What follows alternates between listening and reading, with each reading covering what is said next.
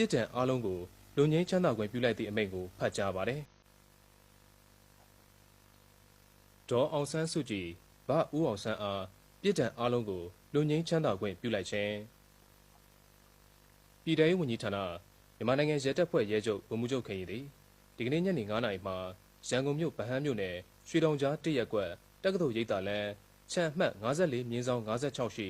ဒေါ်အောင်ဆန်းစုကြည်၏နေအိမ်သို့တွားရောက်၍ဒေါ်အောင်ဆန်းစုကြည်အားရှော့ပေါ့ပြောင်းလဲလိုက်သောပြစ်ဒဏ်ကာလပြည့်သည့်ပြစ်ဒဏ်အားလုံးကိုလူငင်းချမ်းသာခွင့်ပြုလိုက်ကြောင်းပြည်ထောင်စုဝန်ကြီးဌာန၏အမိန့်ကိုရှင်းလင်းဖတ်ကြားပါသည်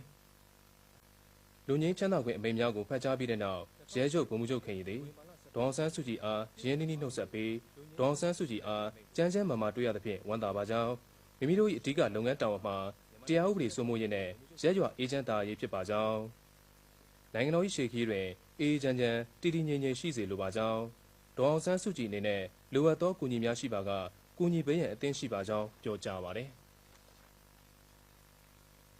ဒေါ်အောင်ဆန်းစုကြည်ကသူမအနေနဲ့လည်းအလားတူဆန္ဒရှိပါကြောင်းပြန်လည်ပြောကြားပါတယ်